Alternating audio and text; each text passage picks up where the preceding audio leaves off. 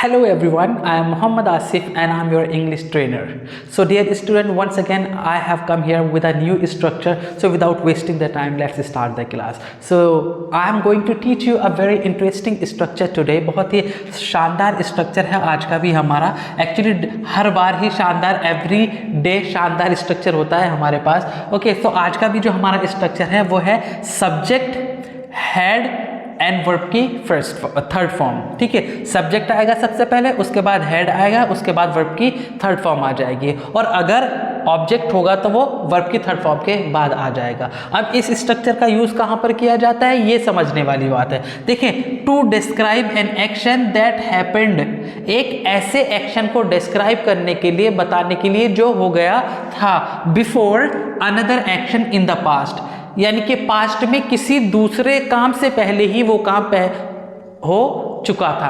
ऐसे काम के बारे में बात करने के लिए जो काम किसी दूसरे काम से पहले ही पूरा हो चुका था, कंप्लीट हो गया था, ऐसे एक्शन के बारे में बात करने के लिए हम इस स्ट्रक्चर का यूज करते हैं. हिंदी में बोलने का तरीका भी देख लीजिएगा आप. इसको हिंदी में बोलते हैं कर प्लस चुका था या फिर कर लिया था.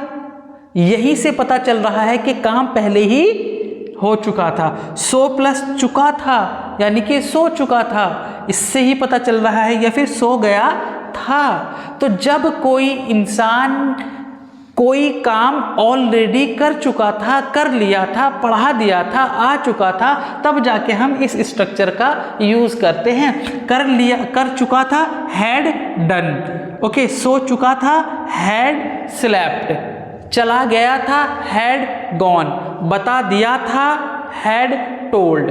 तो जब आपने कोई भी काम पहले ही कर लिया था या मैंने कोई भी काम पहले ही कर लिया था, तो ऐसे काम के बारे में बात करने के लिए हम इस आसान से स्ट्रक्चर का यूज करते हैं. जैसे मैं आपको बताऊं, मैं आपको पहले ही समझा चुका था. I had already made you understand. वो सो चुकी थी, शी हैड स्लेप्ट. उसने मुझे फोन कर दिया था, ही हैड कॉल्ड मी. तो जब इस तरह की कोई बात होती है कि हमने कोई भी काम पहले ही कर दिया था, कर चुके थे, या मुझे पहले ही पढ़ा दिया गया था, तब जाके हम किस स्ट्रक्चर का यूज करते हैं, इस स्ट्रक्चर का यूज करते हैं.